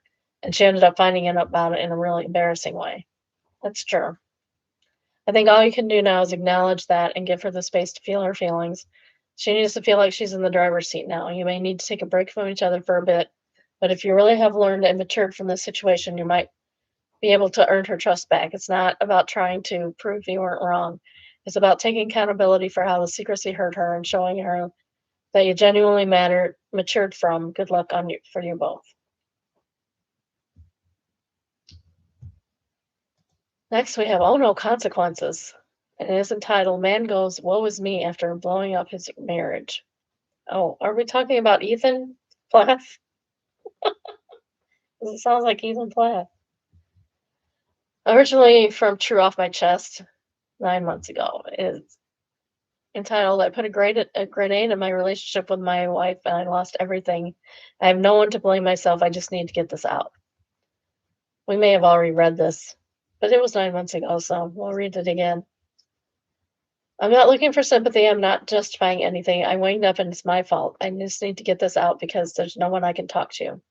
My wife and I were having issues, that's the usual issues, the struggle and strain of life, raising a family, etc. We were struggling and nothing was getting better. I felt like I wasn't good enough and that I never would be. I met Carly online. She was much younger than me. Yeah, we read this for sure, for sure. Maybe twice. She was much younger than me, so we just talked, and then she started flirting with me and made me feel good, and I didn't tell her I was married. I didn't want her to stop flirting. I told myself it wouldn't go anywhere. I was just enjoying the attention, and we were just talking. She lived in the other side of the world, and there was no chance of us meeting. Then we had cyber sex, and I felt better than I had in ages. Cyber sex then became a video and phone sex anytime my wife was out. We sent photos and videos every day. You're crossing into dangerous territory, dude. The more time I spent with Carly, the more I couldn't stand being with my wife, so I broke up with her. I didn't tell my wife about the affair. I gave other excuses, but my wife knew something was up and found out about the affair. It broke her. She didn't eat, didn't sleep. She cried all the time. Understandable. I justified it by telling myself my wife is a strong woman. She'll get over it. And I hate myself for thinking that way, but I did. My wife went to therapy, stopped crying, started eating and sleeping again, started smiling again, stopped begging me not to leave. And I thought, great, see, I was right. I stopped feeling guilty and I felt relieved. You just want your life the way you want it, don't you, dude? No responsibility whatsoever. My wife and I had to live together for a while until I found a place, but I barely saw her and she barely spoke to me. At first, it was great, but then I started to feel off, like I had come home to an empty house, even though it wasn't. At that point, I should have seen sense. I should have stopped, but instead, I started to resent my wife. Somehow, in my mind, she was trying to sabotage my happiness. Dude, get a grip. Made me angry. I snapped. I made passive aggressive comments. I hate myself for every word and every nasty text, every accusation. I moved out. Good. Your wife needs to not have you there. Living with my wife has been awkward, but the new place was, I don't know. Even though I rarely saw her, every room contained her presence, even when she wasn't there. But staying in the new place made me feel more alone than ever. I had free rein to talk to Carly anytime I wanted, to do anything I wanted, but it felt so pointless. The new place felt so wanging awful, like a prison. That is because you just weren't in it for the thrills. It was thrilling, and you ruined your marriage over something you could have gotten from a roller coaster. I started to dread going home. I'd stay out for hours, hang around supermarkets, wander the streets, sit on a park bench. Anything but go home, even if it meant not talking to Carly. Then one time I passed a perfume shop and I smelled my wife's perfume, and I don't know why, but I broke down. In that moment, I didn't want to talk to Carly. I wanted my wife. Carly and I broke up. I thought I'd miss her, but I didn't. I missed the things my wife did, small things, big things. I didn't miss Carly, a single thing Carly did. During the handover of our daughter one day, I blurted out that Carly and I broke up, and I don't know why. I didn't even mean to. It just came out. My wife nodded and said, I'm sorry to hear that, and I don't know why, but that stung. She didn't say it spitefully. She was calm and pleasant, and we were just talking about the weather or something. I almost wish she'd said it with some spite or glee or something, but she didn't. Your wife's smart. She knows not to give you emotion to feed off of. Anytime I try to talk about us or what happened, my wife shuts the conversation down. She's civil, but she looks at me like I'm a stranger because you are. Because you did something that she never expected you to do, so you are a stranger. The other day, I put my hand on her back just out of habit, and she looked so disgusted. I've never seen her make that face, and certainly not at me. I feel so wanging broken. I know this is all my fault. I know I did this. I deserve all of it. I sabotaged everything good in my life for nothing, for a lie. Carly didn't know I was married, and nobody knew I was even seeing anyone else even months after the separation. What was I doing? I got served divorce papers this morning. Good. Glad. Glad for you. I love it for you. I sabotaged I'm not looking for sympathy. I don't deserve it. Good, because you ain't getting any from me. I know I'm a selfish, stupid prick, and I know it's all my fault. I wish I could go back, but I can't. And the worst part is I don't even know why I did it. Yeah, we have problems, but I can think of 1,000 ways to fix them now. Why didn't I think of them then? Remember those. Remember those. You might need them in the future if you actually find somebody else. And your wife doesn't deserve you. She deserves way better, and I hope she gets it.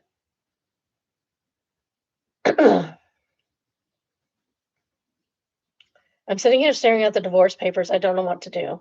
My first instinct was to fight them, but I can't. I shouldn't. I want to fight so bad it hurts, but I can't. Not after what I did. Good. At least you have some sense. I ended up calling in sick, and I've been sitting at the kitchen counter crying, thinking about everything I did, everything I said, everything I wished I could take it all back. And this is a tenth of what your wife was feeling after she found out you had an affair. A tenth, if that. There's no one I can talk to about this. The person I normally talk to is my wife, but I wing that up. Everyone hates me. My friend, my family deserve it hate. I deserve all of this. I did it to myself, to everyone. I wanted to get it off my chest because I don't know what else to do or what else to turn. Guess internet strangers are my only option. Altruistic cable car says, according to the comments in the original post, Bro is spiraling not because he actually feels bad, but because he's sorry for himself. Exactly. His wife had started dating someone new, and he was clearly upset about it because it was too soon when he himself was winging cheating. So that's certainly a take. Also, he was apparently considering hiring a PI because it was just very suspicious that his wife moved on so fast or whatever.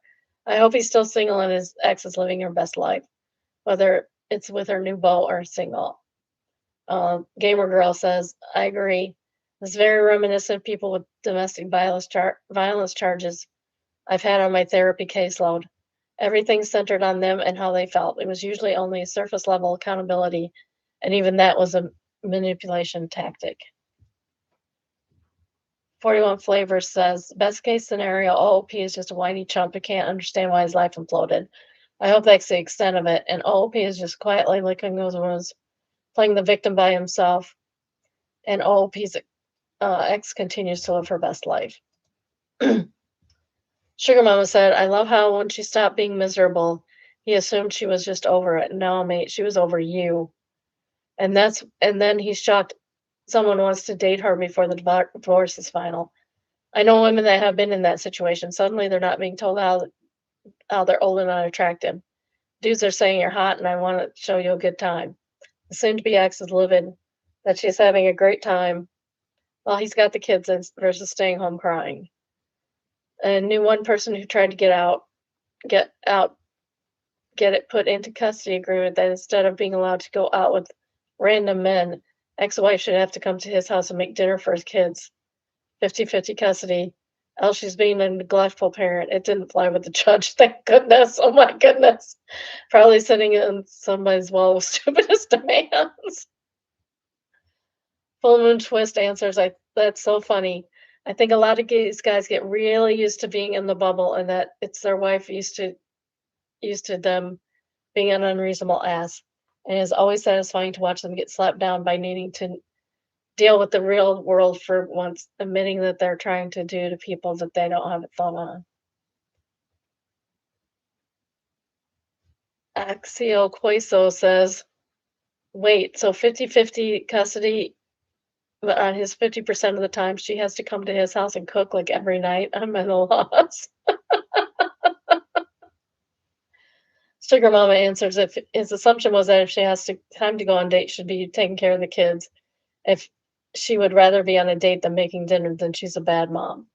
Basically tried to shame her and get her to keep cooking and cleaning for him after the divorce. Turns out if you don't want to pay custody support, they made their similar salaries. You got to keep the kids half the time. And if you keep the kids, you have to care for them. I think he was one of those guys that thought 22-year-old woman would fall all over a divorced man in his 40s and discovered that's not the case. Now jealous because his ex is getting plenty of attention. And then somebody answers the audacity. That is bombastic audacity. Traditional fan is their top rated comment. They say, it's so nice his ex moved on and he's miserable. Yes, it is very nice. I love it. I love it for him. I really do. Mildly infuriating. Why did I even bother texting my housemate about his bottle in my freezer section? Oh no. Don't put bottles in the freezer. I mean, you can, but you gotta take them out. Glass bottles don't. Plastic bottles have a little bit of give. Hi, mate, could you do something about this? My chicken is underneath your bottle and I need to defrost it. It's my bottle, but your chicken made it break because it was too cold underneath. What the? No, absolutely not. That is not how that works, sir. That is not how that works. What do I even say to him now? Say, get your clean up your dang mess. Mars Monkey says, I truly have no idea how a person is supposed to explain how to an adult that freezers are below freezing regardless of the relative position of the dead birds. If a chicken has made the beer freeze, how does he think the chicken got that cold willpower? Somebody, oh, that's a deleted person.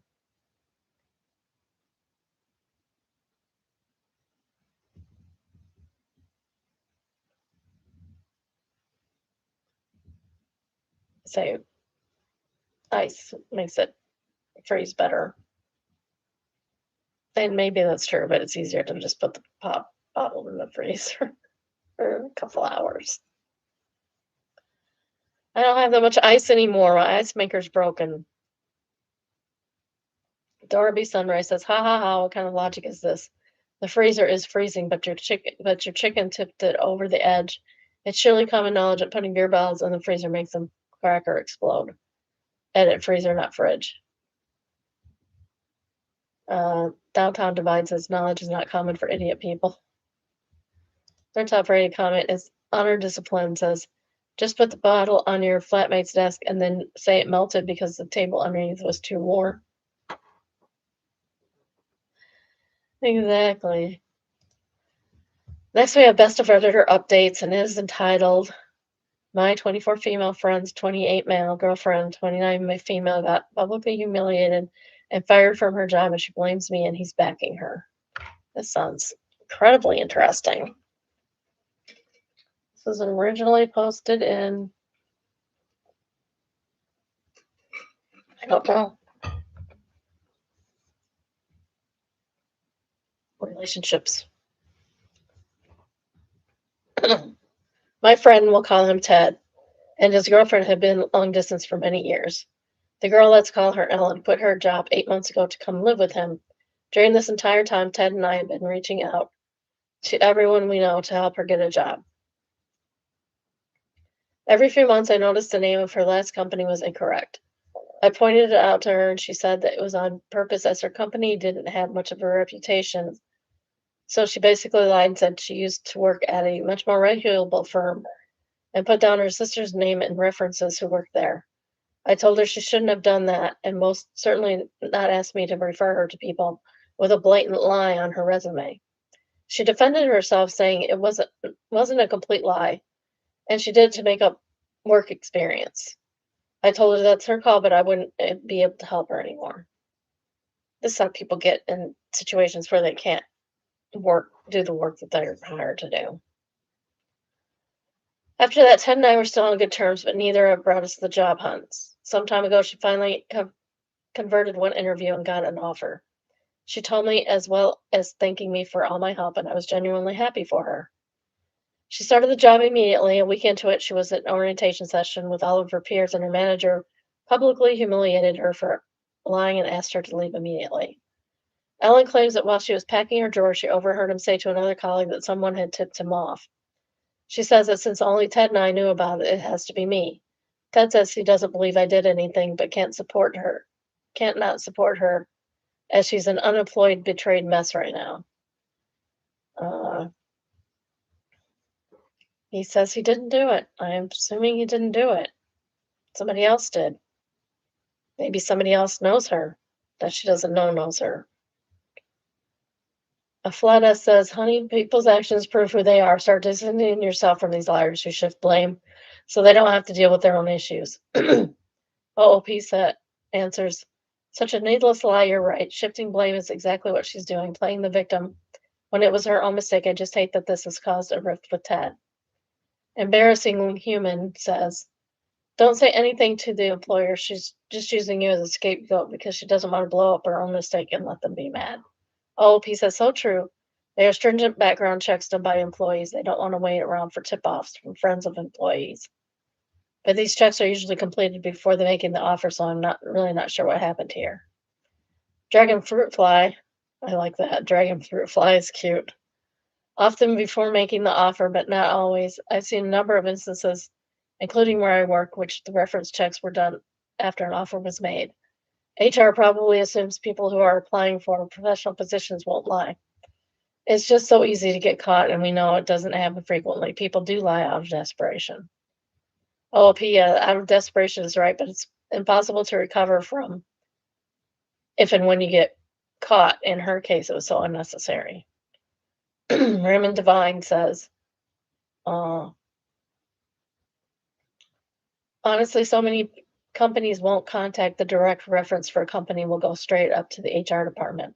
Or perhaps someone at this new company knew someone who worked for the company she lied about. She's short-sighted and is just trying to scapegoat you. Take a step back and ignore her.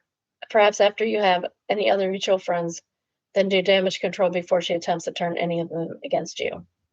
OP says, I wish I had said this sooner. She's already gone and cried to her common friends that she now lives with them, Ted's two flatmates. My dignified silence hasn't made much of a case in my favor. Yeah, no, you gotta get ahead of that crap. Otherwise, they'll just believe her. I just need a username, says, I'm laughing at Ellen's belief that you had to be you who talked instead of owning up to the fact that a blatant lie is pretty easy to verify, especially nowadays with the internet. She clearly thinks she's a criminal mastermind. But also her excuse as to why she did it, my employer isn't well known as BS. Bet you $10 she was a horrible employee trying to cover her tracks because she knew she'd never get a character reference. OP says exactly her argument is that only I knew about it. Think about that, because I'm pretty sure the company you haven't worked for knows you haven't worked for them. And the company you did work for knows that you were working for them and not that other company. Happy endings for all, says, wait, did she tell them the real story about how she tricked you and lied on her resume? I'm assuming so, because she had to have some reason to say that you and Ted were the only ones that knew, and your so-called friends were fine with that. Don't let any of them work with you. Plus, as I said, she tricked you because you said if she left the lie on, she couldn't use your letter of reference. Try to straighten it out, but that whole group might not be worth the trouble. OP, most people would be shocked that she would do that. It isn't illegal anyway, like fraud or something. It's not illegal to lie on a resume. It's unethical. It's not illegal. What kind of crime is it? Crime of lying on a resume? Everybody crime. Well, most people, I don't, but probably should. Lies on resumes. Well, OP, she told him I was aware of the lie and had knowingly and willingly referred to her despite that.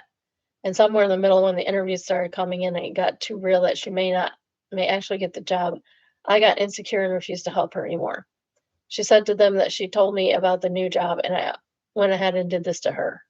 I'm guessing people are more focused on how horrible a situation she's stuck in. Update, same post next day, April 18th, 2016. Edit, updating here, just spoke to one of Ted's flatmates to ask what's going on.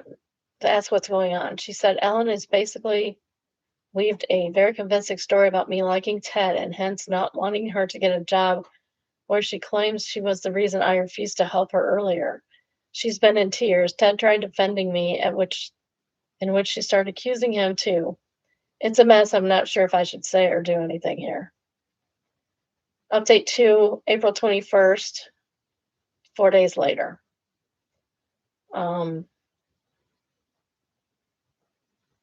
As advised by many here, I dropped the line, one line text to Ted and one flatmate. I wasn't very close to the other one.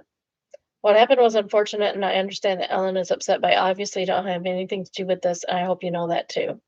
Speak soon, cheers. I didn't get a reply from either for 2 days, which is unusual, but I let it be. Yesterday, I texted the one flatmate asking about weekend plans. We all normally do something together. He replied with a huge wall of emotional gibberish, which in summary meant this, that I had done what Ellen claimed without a doubt, and none of them expected such despicable behavior from me, and that I should stay away. I tried calling Ted a couple of times, no reply. Today there was a check on his Facebook with the 4 of them and another friend nearby beach. Final comments. Fartist14 says, since she basically lied about everything involved in the situation, I wouldn't be surprised if she made some convincing proof that you were the one who did it. It kind of sounds like she just wanted you out of her boyfriend's life and did what she had to do to get that. OOP says, yeah, it's surprising And it's surprising because she never hinted towards being uncomfortable about our friendship before this ever. The crusher said if your friends are willing to believe the new girl that just entered their lives over you with no evidence, they were never really friends to begin with. I hope you can find better friends soon. Oh, he says, for all I know, she gave them evidence, but for them to sideline and dismiss me completely after knowing me for as long as they do, yeah, I feel need better friends. Thanks. That's really sad. That's really sad. Poor girl. Losing all of her friends because this foreign lady comes in and messes everything up for her. On a lie. Why would she lie like that? I don't understand it. That free wife is the top rate comment, and she says, it's so frustrating in the moment, but I've hit the point in my life experience to know that Ellen will get found out eventually. If she lied on her CV about OP, she'll stretch the truth on other things. Yeah, stretch the truth, nothing. She's just gonna flat out lie about everything. It'll affect the roommates and Ted, and they'll drop her after one or more examples. Maybe it will happen soon, and they'll wonder about OP. Maybe they'll realize in 10 years and they'll never fully put it together. People like this always show their ass, though. Too bad it won't matter for OOP anyway. I hope they get more discerning friends and quick. Vanessa Alexis says, yep, this exact thing basically happened to me. New girl wasn't saying to spread lies, and I lost friends I'd known for a decade. 6 years later, everyone is sorry they didn't see her true colors. That's sad. I'm sorry, Vanessa. And this piece says, everyone is pointing out all the logical inconsistencies with Ellen as if logic had anything to do with this. Ellen was jealous of OOP. She said it herself. As soon as something bad happened, she blamed OOP. Everyone else is just closer to Ted than to OOP. They probably know Ellen is lying, but they're not going to rock the boat. It's that simple. Maybe. Few differences is the third top party comment. And they say, yesterday I texted one flatmate. I quoted, yesterday I texted one flatmate about weekend plans and that whole thing. How are people just easily able to ignore the factual information? It's so wild to me that even when being presented with the truth, these friends would rather believe a lie than confront their mistakes. Because they're choosing to. Next we have Made Me Smile, and it is entitled The Best Use of Meta Glasses. It says, I left my golden retriever with meta glasses on and watched me the whole time.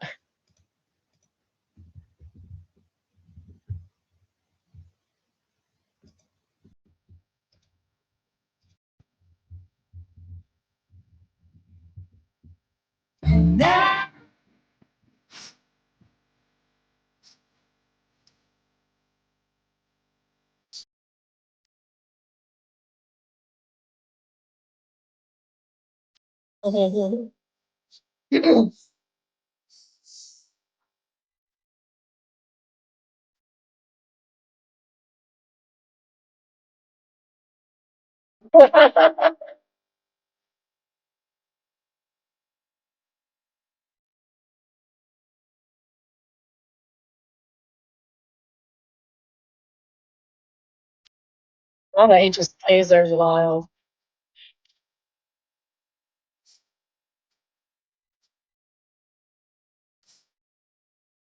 Plus, my bag falling up.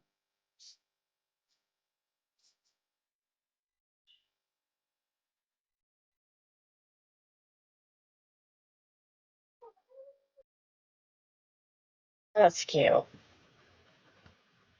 That's very cute. What a cute little doge.